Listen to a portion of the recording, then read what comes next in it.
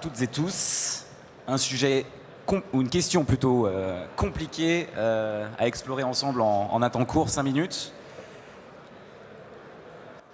Je vais aller donc droit au but avec vous toutes et tous.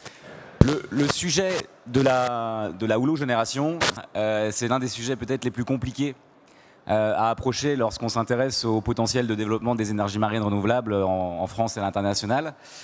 Dans un temps court, qui est 30 ans, sur des cycles longs qui sont les nôtres, les systèmes qui seront installés dans les 5 prochaines années tourneront encore en 2050.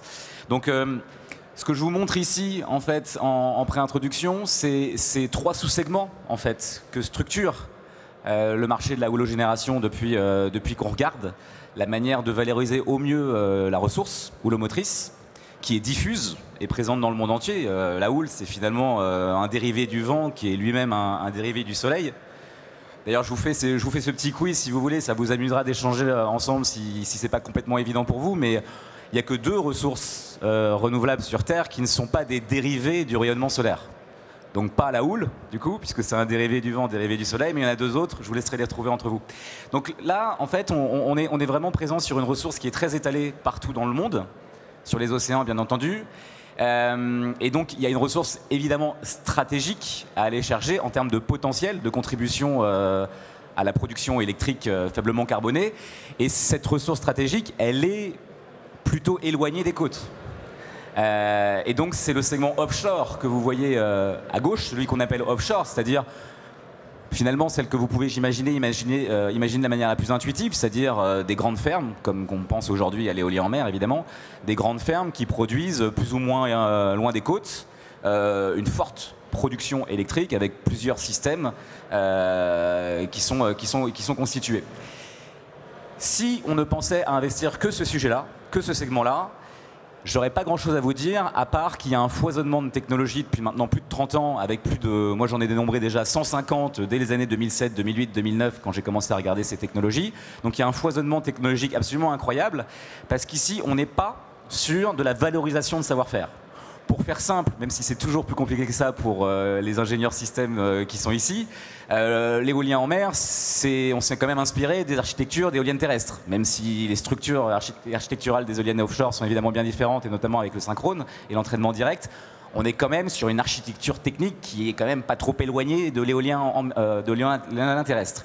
Pareil pour l'hydrolien, dans une certaine mesure aussi. La propulsion navale, c'est quelque chose qu'on maîtrise quand même depuis quelques décennies. On s'inspire de ces savoir-faire-là pour développer des hydroliennes en mer. Là, il n'y a pas de fondamentaux qui nous permettent de dire la valorisation de la houle en mer, on va prendre appui sur ce qu'on sait faire ici pour la transposer là. Donc ce foisonnement, il vise d'abord à valoriser cette ressource stratégique qui est de l'ordre, vous le voyez en haut, de plusieurs pétawattheures, plusieurs milliers de térawattheures. 80 pétawattheures pour vous parler du gisement théorique scientifique pur, hors filtre, de technologie, etc., qui correspond, si vous vous souvenez des chiffres dont j'ai pu parler hier, peut-être de la demande électrique totale mondiale dans un horizon de 30 ans, avec cette poussée vers l'électrification du mix et des usages pour la décarbonation de l'économie. Donc 80, ça ne veut pas dire que je vous propose un 100% houlogénération pour le mix futur, mais c'est globalement l'ordre de grandeur qu'on peut espérer. Lorsqu'on passe les filtres de la capacité technologique, économique, d'accessibilité aussi sociale, à aller investir finalement des kilomètres carrés en mer pour valoriser cette ressource, on tape autour de quelques pétawattheures selon la littérature scientifique la plus aboutie. 3, 4, 5. Derrière, il y a d'autres architectures qui sont plus accessibles. Notamment le onshore, je commence par celui-là, c'est celui dont je vais le plus vous parler derrière.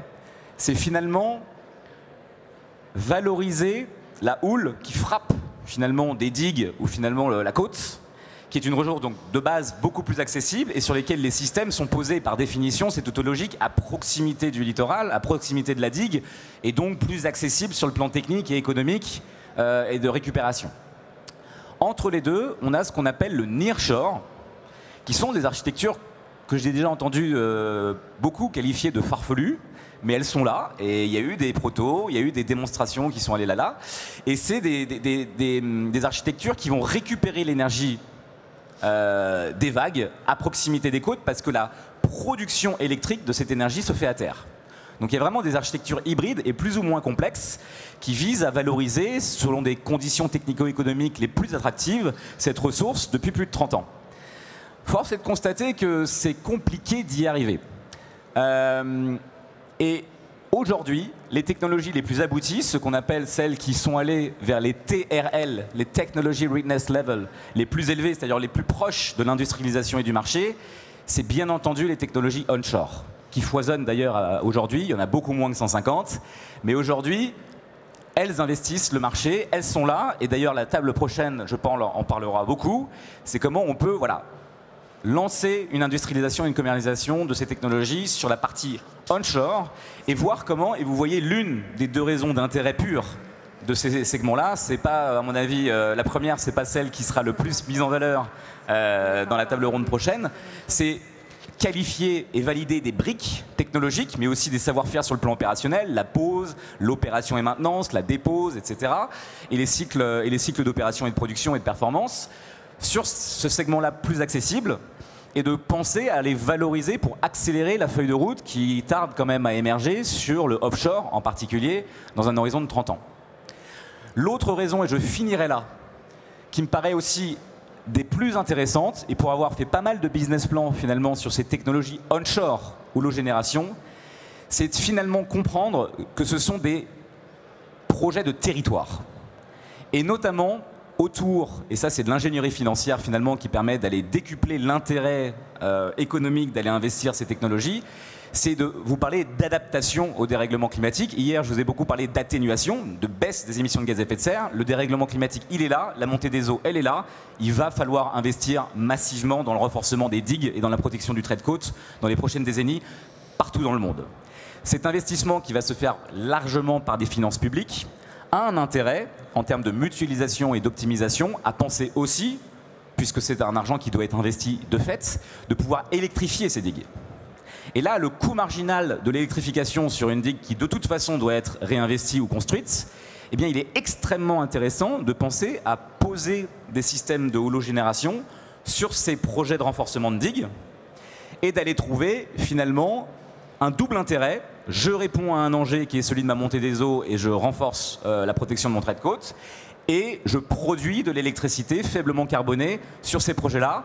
Et dans les ports, typiquement, où il y a quand même des besoins électriques nouveaux qui naissent avec le raccordement à quai, vous savez quand même qu'il y a une électrification aussi des bateaux, de petite taille aujourd'hui, on verra ce qui se passera demain pour les moyens, voire les gros. Mais donc il y a des demandes électriques qui se font en local au niveau des ports qui se renforcent.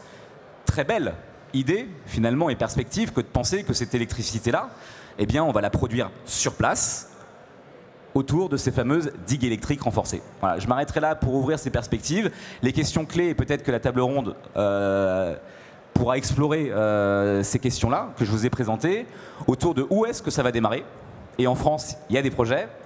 Qui va les démarrer et comment y aller au plus vite et au mieux sur à la fois l'équation économique évidemment, mais vous avez bien compris qu'on pouvait dépasser cette équation économique pour répondre à un enjeu aussi d'adaptation au changement climatique. Merci de votre écoute.